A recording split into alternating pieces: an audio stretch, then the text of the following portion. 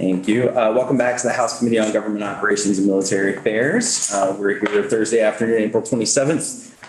And we have asked Secretary Naylor to come and talk to us a little bit about the outage that happened last week and some of the implications of that. So thank you very much for coming and joining us. Yeah, for the record, Sean Naylor, Secretary of Digital Services. So approximately about 3 o'clock Thursday afternoon, April 20th, I think that was. We got notification that we were seeing websites that weren't responding. Right thereafter, we got notification from the vendor that provides that services and hosting from us, Tyler Technologies, that they had lost connectivity to their primary data center. So all of our websites, along with many other states and private entities, were hosted in a data center that Tyler used in the DC metro area, Northern Virginia. And our understanding was that about that time there was a cut in the fiber and also the power that serves that area. So these are all buried in conduit and stuff. So implication is that it was probably construction related.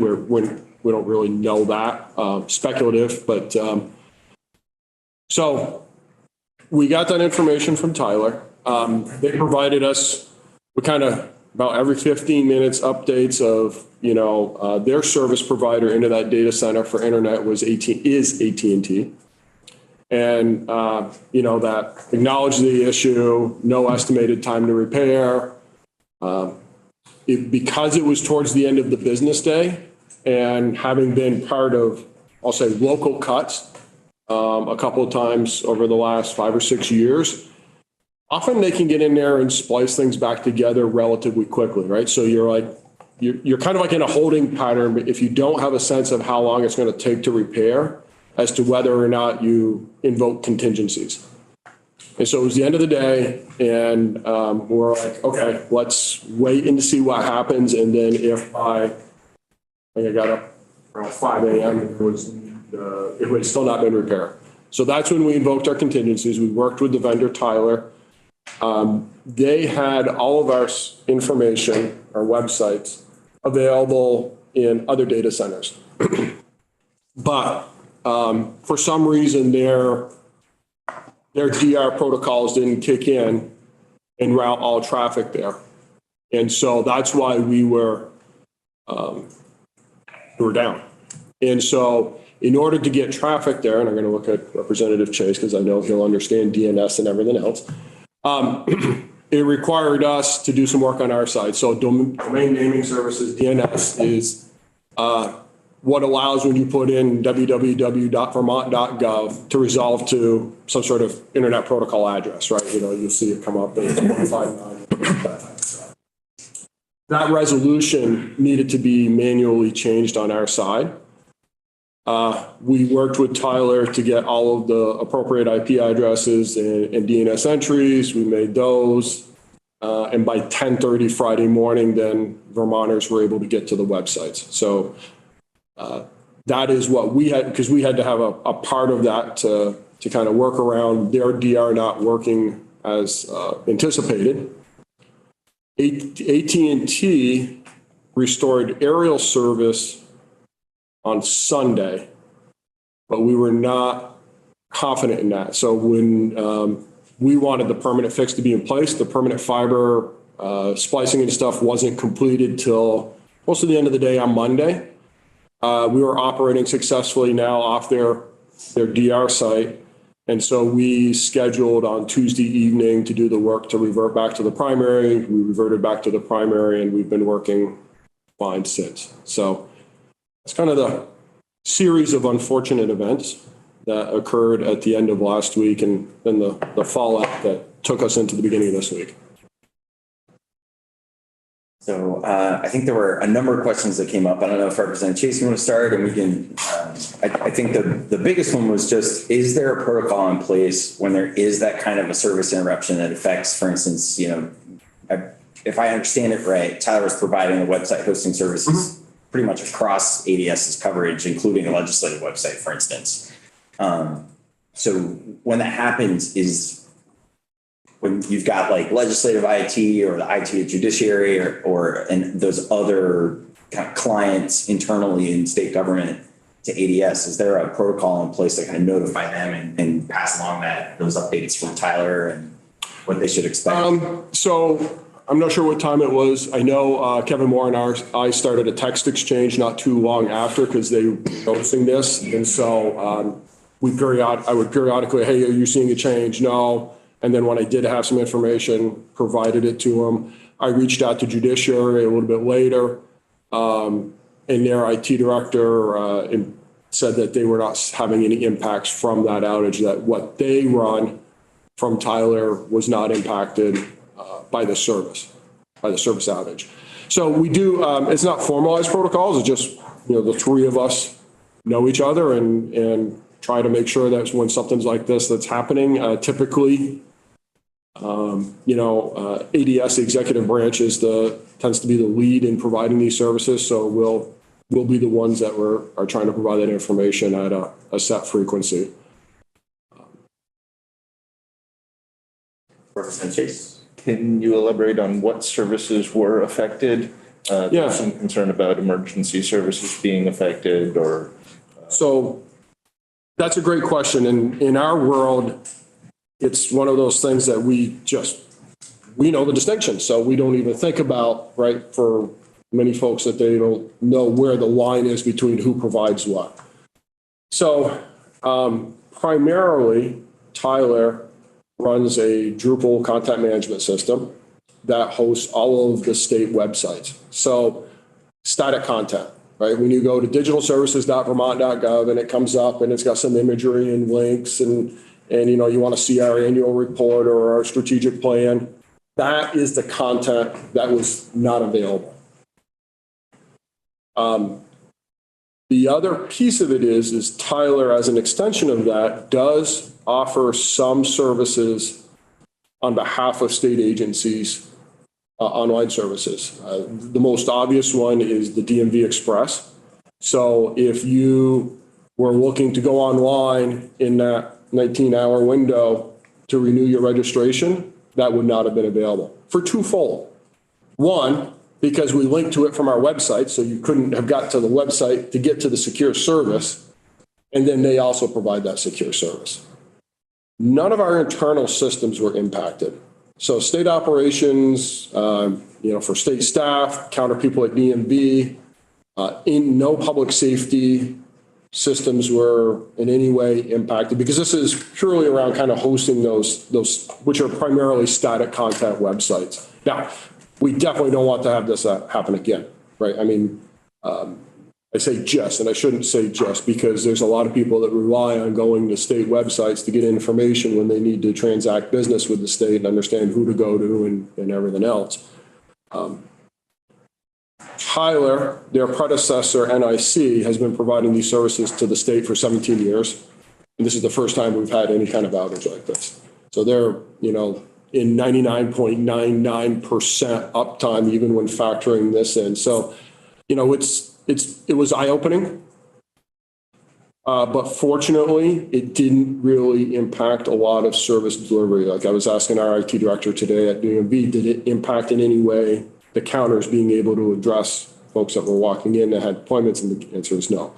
So as much as we don't like it, there were still alternatives to those services. Has Tyler announced any plans about redundant generator or fiber facility or?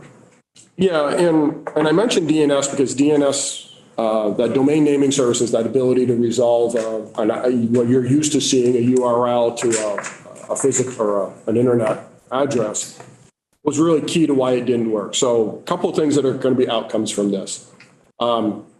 We're going to establish a program by which we test with Tyler, at least annually, but probably to start while it's fresh, every few months to make sure that what they do on their end, we make sure we replicate in any of our network and our DNS services reflect that so that there's not this disconnect. So we're going to get into a more of a proactive testing of their DR. So that's going to be the first thing.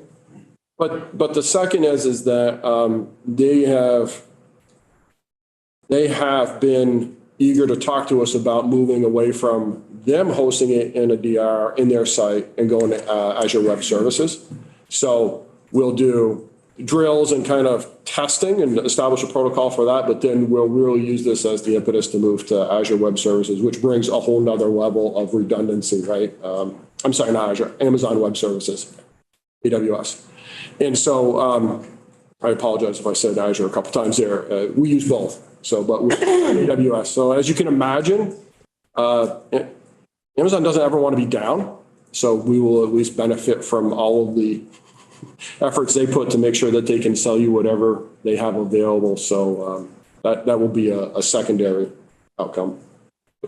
And last, I think, it can, just to set folks' minds at ease, I'm familiar with the difference between hosted and stuff, but a lot of people might not. The emergency services we were talking about, can you clarify some of the additional protections that are in place to ensure that this sort of outage won't impact that and, 911 still works and stuff like that? So they're all with different vendors, right? So for the first, right, to use like you don't ever want to put all your eggs in one basket, right? I mean, so when we look at that, a lot of our systems are distributed to organizations that are recognized either regionally or nationally for providing this service.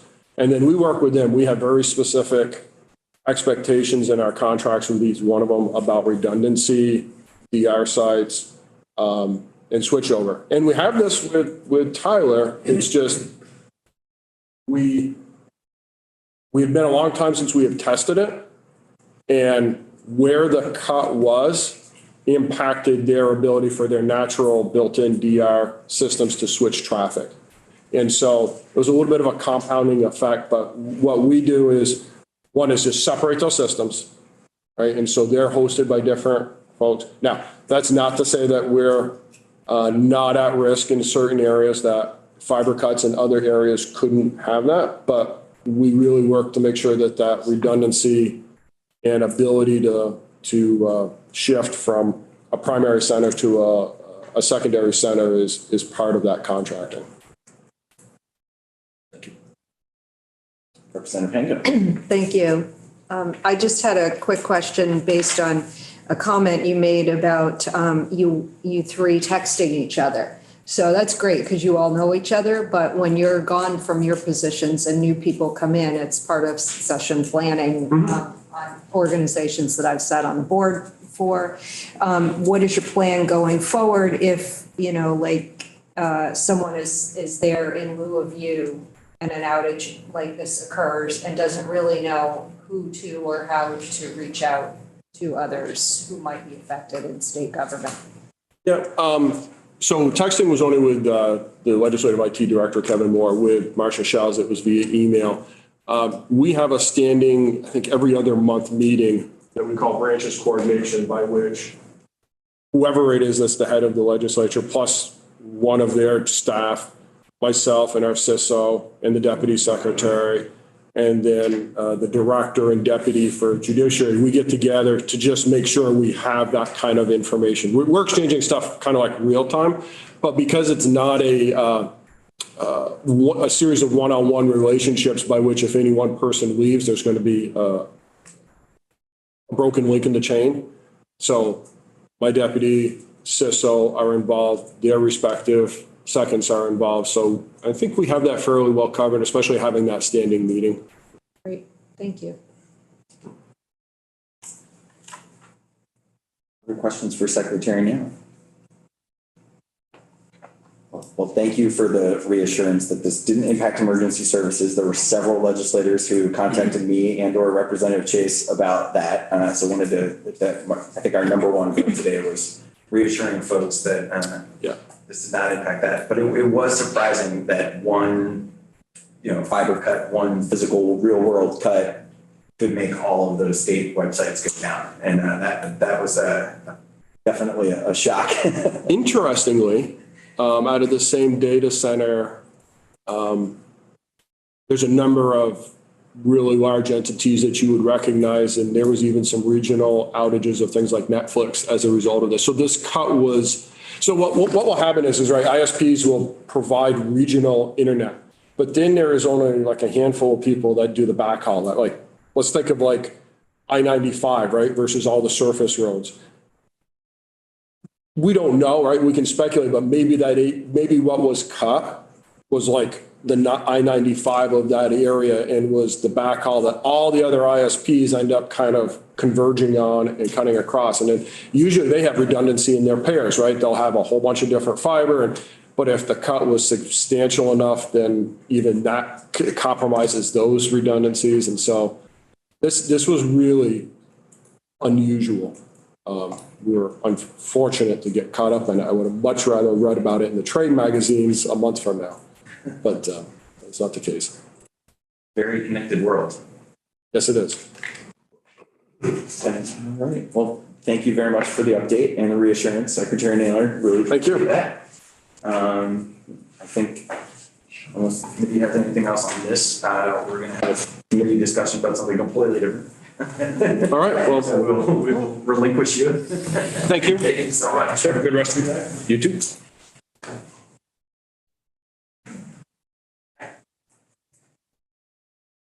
Okay, couple of things I wanted to say on the record. One, that I wanted to thank Representative Higley for catching something that happened in traffic this morning with S17. So the clean copy that Tim gave to me and Andrea after our vote on the highlighted draft 5.2 had the exact same language, but there was a new timestamp and draft 5.3 that I originally emailed with the record of the vote to the clerk's office. So exact same language we voted on, but it said 5.3. Tim subsequently, once Representative Higley discovered that, gave us a clean version of 5.2, the same 5.2 that we were looking at with the highlighted language when we vote.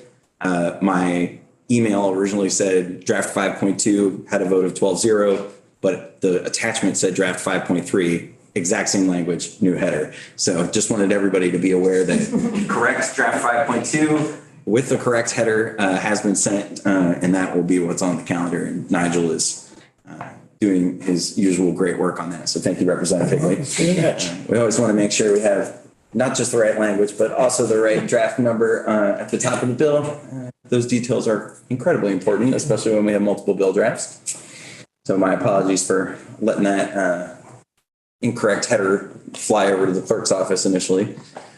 And then I wanted to leave a little bit of time here before we break to get the committee's sense of response to testimony around the divestment bill S42. So we've heard some pretty strong testimony with people urging us to move forward in divestment after all these years. We've also heard some real caution from VPIC and others. So I wanted to open the table for a committee discussion. Representative Rawicki. Can I just go backwards in time a little bit and recognize Representative? Because last year we had a committee member that was so sharp about catching things like this, getting us information. We called him Alexa. I think. Yeah, you want to pass on the moniker? Something else. Alexa, turn on the lights. Alexa. You know, somebody at home is watching this on YouTube and their lights just. But I did want to say, the good questions that are coming up, and Tom Savilla? Sanzillo. His testimony was impressive, and it's kind of in line with some other things I've been picking up. The nation of Norway has been taking its oil money for decades now, putting it into a national trust investment. They've just divested from oil, and they're renaming the whole trust fund because they don't see a future in oil, even though they're an oil producing country. I think that point is well taken, that could be the best rationale for divestment is it's not a good investment. Representative Hibble. And I've got just the opposite reaction to what Tom had said. And there we are. Exactly. Yeah, when he talks about everyone, they're all moving in that direction or that way. And especially when you're talking about Europe, I think Representative Hooper mentioned coal. Well, Germany, since the Ukraine issue or whatever, has gone back to a third of their electricity is produced by coal now, which is up substantially just in 1 year. So my point there is, I guess, the option should always be open. And I think a lot of times, even that's one of my concerns with H74, or Global Warming Solutions Act. I believe we box ourselves into a situation where we may not be able to get out of. And as you'll see, when these countries get to a point where they need electricity or whatever it is to heat their homes, keep themselves warm, feed themselves and all that sort of stuff, they've got to revert to whatever they can at the time. And so I disagree with his concept that especially Europe is moving away from plastics and fossil fuels and all that when I don't really see it. And I'm not that involved. Again, I'm a contractor and I like to think that I make people's miracles come true, whether it's a new roof or a kitchen. But again, I just think there's a lot more to it than that. And I'll go even further. The last presenter is something that I disapprove of immensely when the individual was a teacher and we're instilling in our kids. And I gave this spiel the other day when, the Brattleboro Charter came forward. I think it's a terrible thing to instill in our youth that the world's coming to an end. And I also objected to, him looking at our bios and saying, we have spouses, we have kids, we may have grandchildren. And by somehow relating that to possibly, I don't care as much as he does because I don't support all these initiatives. And I object to that. I mean, that's his opinion. Go forward with it. I appreciate that.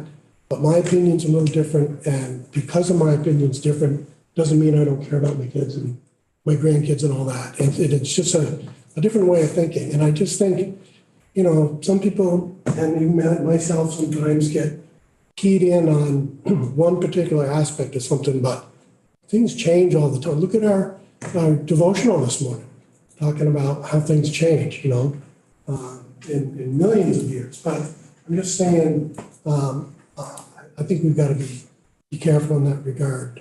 That we can't stifle our options, I guess is what I'm saying. Maybe that's my spiel. Representative Waters Evans, and then I'll go to Representative. Thanks. Well, I think based on what we heard this morning, it doesn't seem like divesting and making money are opposite things, right? Especially, it's not like if this were to happen, we would just wake up tomorrow and yank all the money out of any fossil fuel company and then just pay all these penalties and stuff. It's a really long, involved, deliberate process with the end goal of having these funds or the pension funds remain the same, if not, in an ideal world, they would get bigger, right? So they would grow or stay the same, at the same rate of growth. So it doesn't seem like, I felt like they were saying the same things. Katie Green was saying, we have, all these companies are changing and we're putting pressure on them. So then if they are changing, then great, those changes are made and then we don't have to divest from those companies. You know what I mean? It seems like there's a balance in between there somewhere. You're furrowing. I personally am struggling with this, and you don't need to direct your comments. Yeah, no. It's okay. But I'm just saying they don't seem like they need to be two mutually exclusive things. But it seems like there's a possibility that both of these things happen, that we could steward the money responsibly and be responsible stewards of the planet at the same time. It seems like there's a strong desire for that. Representative Brewer, next. Do I have a list of things to say? Yes. Yeah, and I do want to say that I was Jumping the gun. a little, no, I was a little heavy-handed with my caution around your questions and was in a particular feeling of being a little worn out. So I apologize for being a little heavy-handed this morning, but I just wanted to make sure that we got to the next witness. And I know that your experience is really valuable here on this committee because you have a lot in this arena. So my apologies for being quite so heavy-handed this morning. Well accepted. So I got a bunch of 15-second words here that I wrote down. The things that bother me about this are that it's kind of a pig in a poke. I will vote for a study. I will not vote for the rest of it. So if there's a study, we pick up something 6 months after the study comes back, that's prudent. Underlying all this, I think some of this might be the camel's nose under the tent because, quite frankly, stopping our purchase of companies that produce oil has little impact on environment. It's by far, and again, more damage is done by the automotive and transportation industry. We should be going after the trucks that are using tractor trailers instead of trains and things like that if we really want to cut exhaust type based stuff.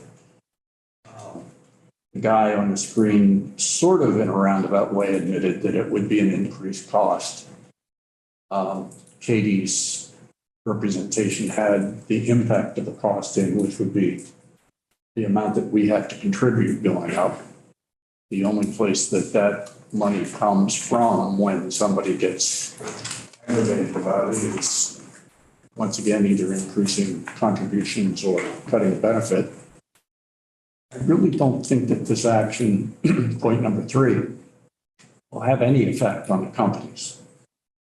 Katie's point that we have joined together with a bunch of other people to have a lot of money to sway opinions of CEOs and stuff. As soon as we drop a share, somebody else picks it up. As far as the company is concerned, they don't care who owns it. So they're still getting funded. So this is a little bit of window dressing, I think. That ties into the comment I made before about you're either on the field playing ball or you're in the stands watching. I was surprised at the amount of stuff that Katie has been doing to keep us engaged in this issue of moving things more towards a clean environment.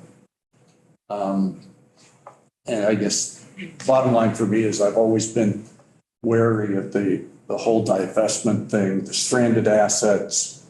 If we'd have gotten rid of oil-derived companies 5 years ago, we never would have picked up all the earnings that we would have for the last 2 years. Markets go up, markets go down. That's kind of what the study would show us. So I'm in for the study. I'm in for anything else. Representative Byron and then Representative.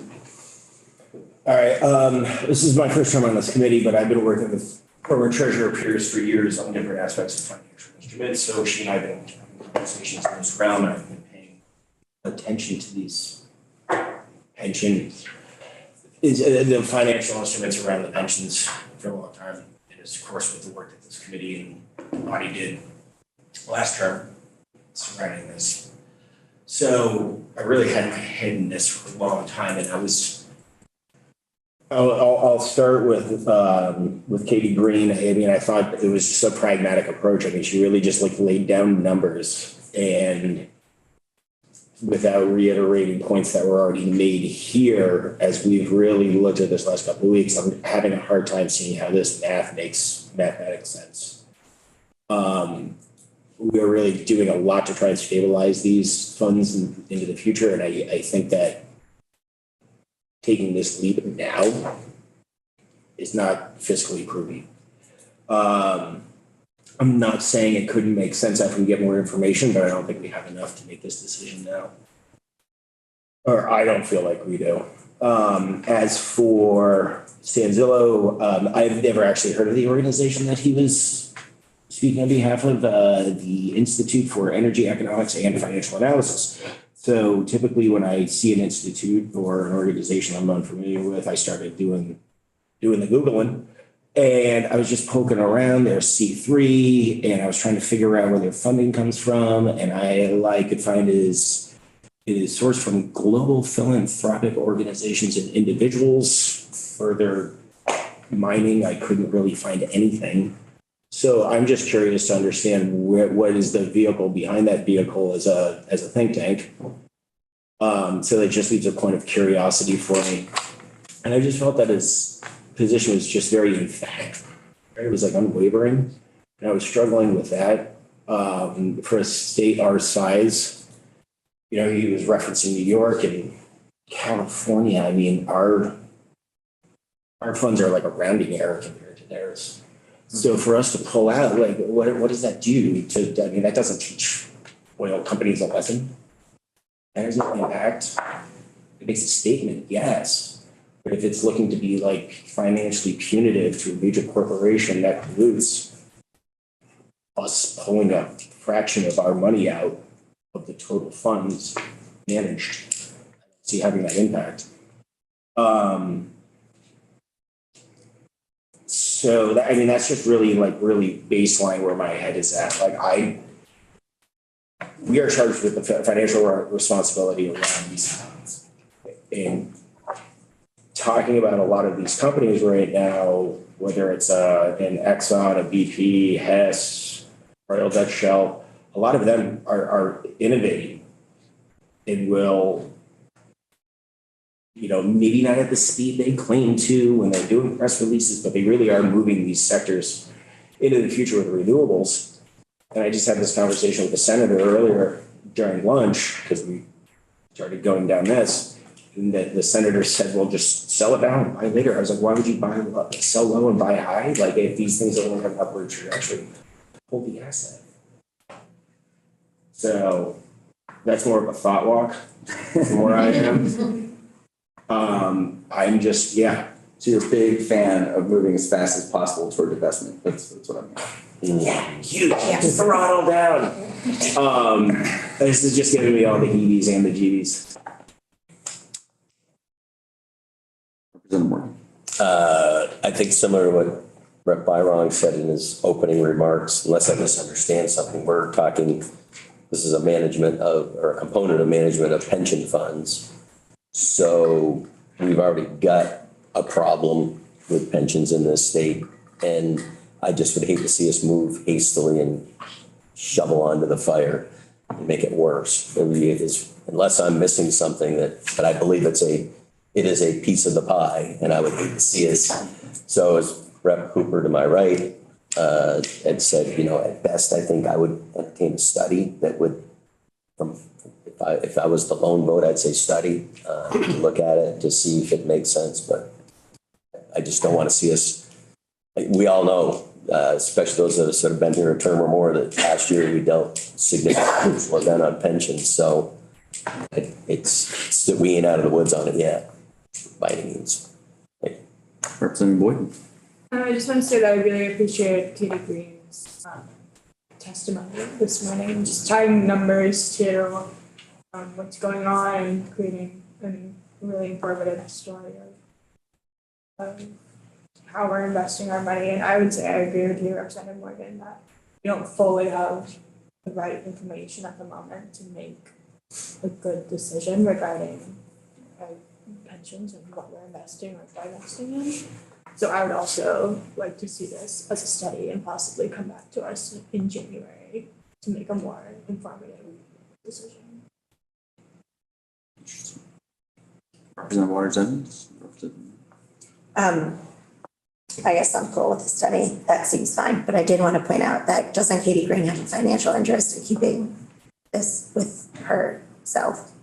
Well, so to be clear, Katie's with the treasurer's office, but Yes. signed to VPIC. So she's as Yes. a CIO, I mean, her perspective is, kind of on behalf of VPIC and the funds. And, Right. and their position is that they want to continue to pursue a strategy of engagement as opposed to divestment. Right, So- which is, I was just pointing out, she's not an entirely neutral party.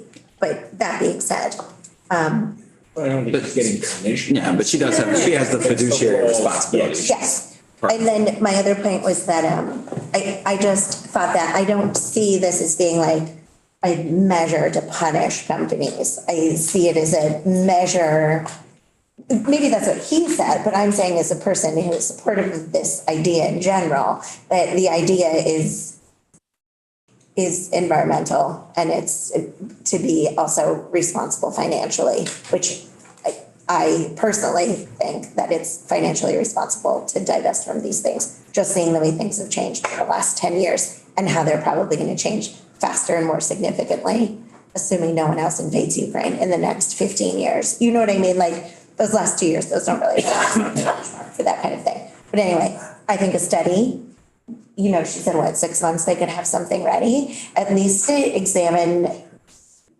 the way that things have been and see if there's a way to anticipate. I know that it's difficult to do that, but anyway.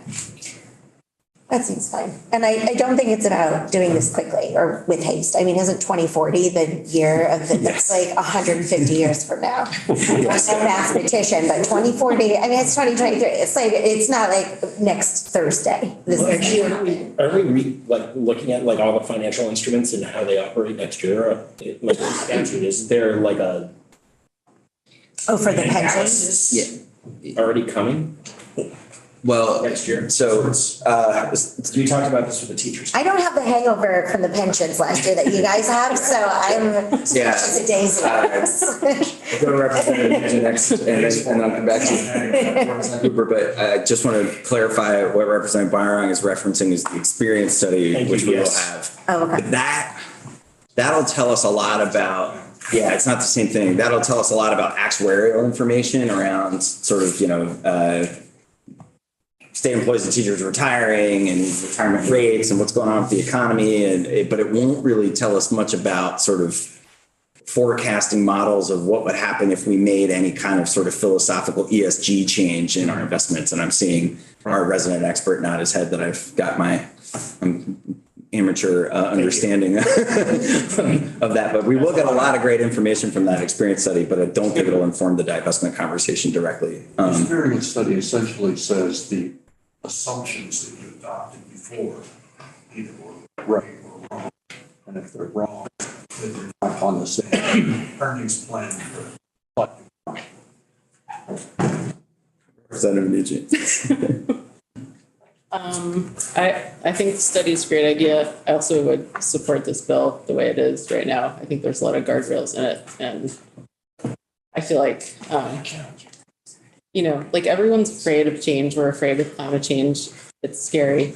It's happening. And we have to change. We either have to do it now. The price tag just gets bigger as time goes on. And I feel like we've had enough information to make a good decision that this would, it's the way a lot of places are going. It sends the right message. And from what I could hear from our witnesses, I don't think that that we would lose a ton of money or if any potentially. So.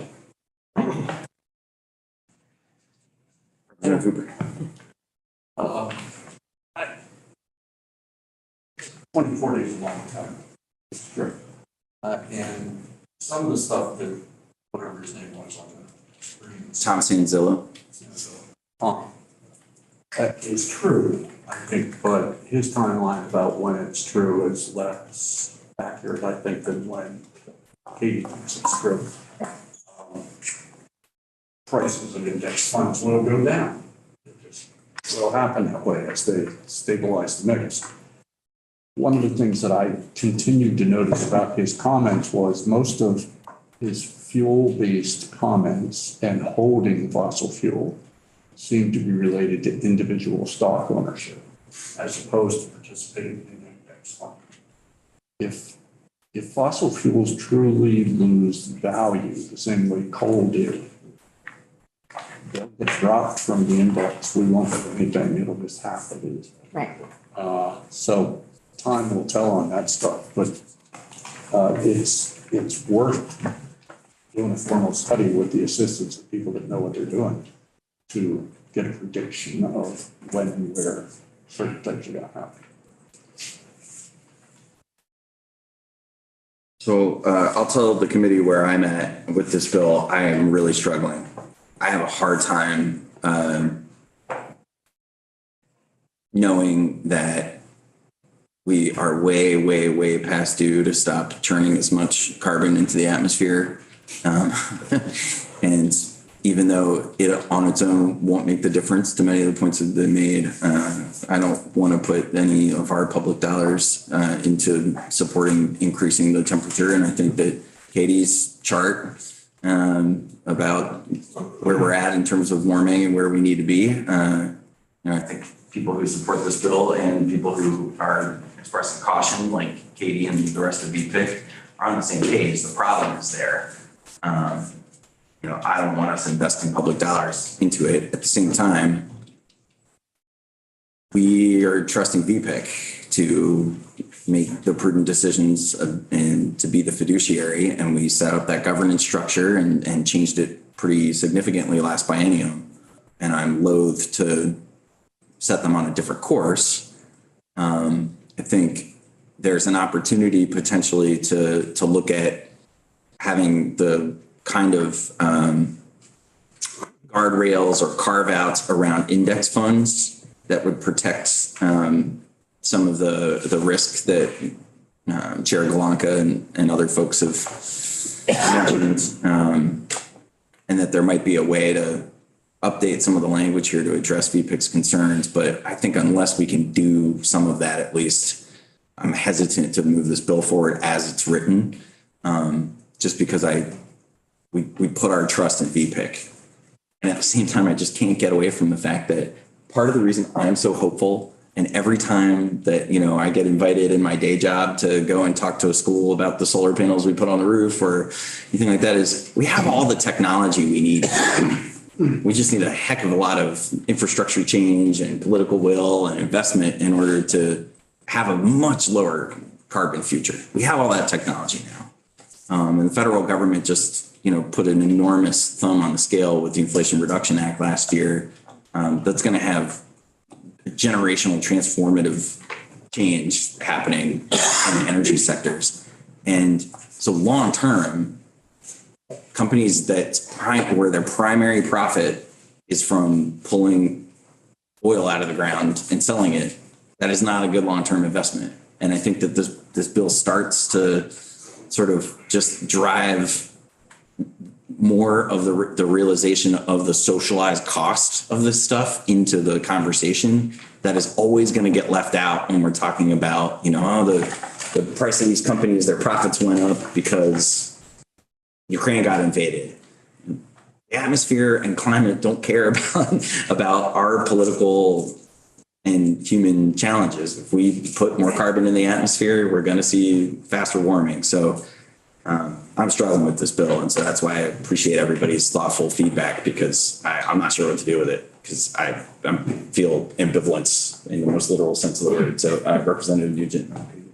I guess for me, another strong reason behind trying to not continue to put more investments in fossil fuels is it seems to prop up these autocrat nations and make us dependent on these countries that are, horrific towards other human beings. And it would be so great not to need that, or none of us needed that anymore. Representative Waters Evans. Just need to take it down to a much more local level, but yes, I agree with you. I was looking over my notes from when Treasurer Pichuk was here, And he said, I wrote down what he said, do no harm to the pension system, that's the first priority, right? Which I agree with 100%, right? Nothing's happening loosey-goosey here, it's like a very deliberate thing. But also, it just reminded me also what Katie Green just said today. I think it's important that if we can, we add in protection, legal protection for the members of VPIC and for the fiduciary to make sure that they're not accepting any legal responsibility for what happens should things go awry if it's our idea to make these changes. I heard our Senate colleagues really emphatically say, I think Senator Clarkson said this while she was in here on the record, but I've heard several people say this, that their attempt to actually protect the fiduciaries in all of this was to say, if the stuff in this bill isn't, is in violation, and there's a bunch of guardrails in this bill, but the key one is it has to be consistent with good fiduciary practice. That's right in the bill. So it's interesting to me that they want this extra layer of protection, even though that's called out in the bill. And I don't claim to be an expert about where the responsibility ends, but I don't know, Representative Cooper, if you want to maybe illuminate that for us a little bit. I think to some degree they're talking about indemnification as much as they're talking because under the fiduciary the prudent investor rule, anybody can sue anybody that's doing that.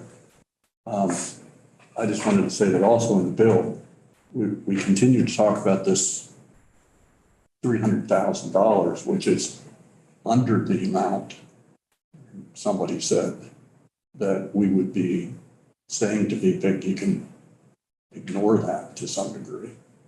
So when we're sweating about $300,000, the number could probably be 5 times that amount, still be under what the bill allows for de minimis.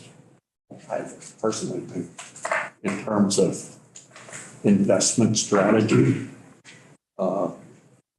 they're doing pretty well already to get as clean as possible.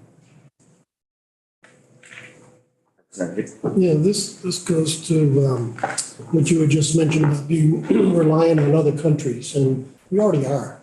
I mean, especially even with lithium. I mean, we get most of our lithium from China. And there are certainly attempts here in the United States to mine for lithium, but, one of them is next to an indigenous reservation out in Nevada.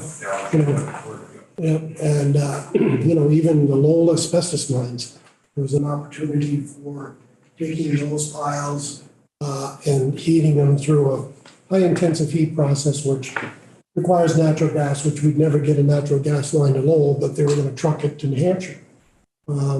Again, I don't know where that fell by the wayside, but that was a pretty active venture maybe 3 or 4 years ago.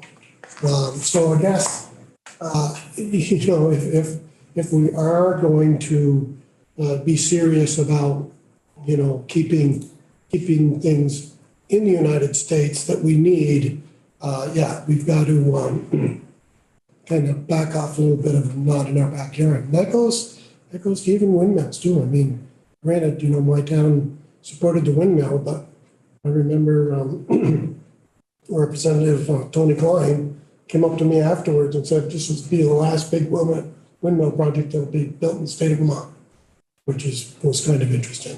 But anyway, that's just a ramble, but I think we'll eventually get there off fossil fuels, but I don't think in the timeline that's being required, and I'm not sure that it's necessary in the timeline that's required.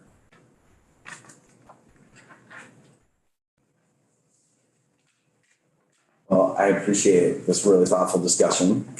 It's helped me think that this bill will need the folks who support it and the folks who are detractors to have a meeting of the minds in order to earn our committee support, I think. So there's probably some more work to do, and I don't know if it's going to happen in the waning days of the session, but I am taking a cautious approach to this bill. Representative Moon. There was one thing I heard consensus on this. I'm not sure if I was projecting into that, but just looking around the room. I will always appreciate more information. So I think the particular study that is in the bill as it's presented, comes with a position and it's an investment in and of itself. It's not huge and I think it's a worthwhile endeavor. So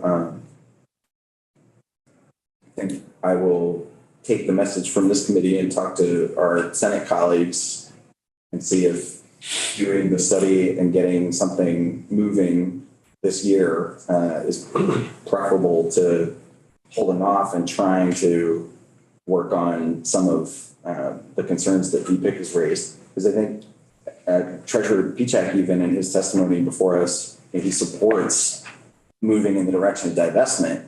But he also really acknowledged some of VPIC's concerns as valid. And so that was kind of, to me, that was a sort of a saying, you have a to-do list, House DevOps and Military Affairs. You gotta, if you want to pass this bill, great, but you got to satisfy some of these concerns. And so. Is the question divisible?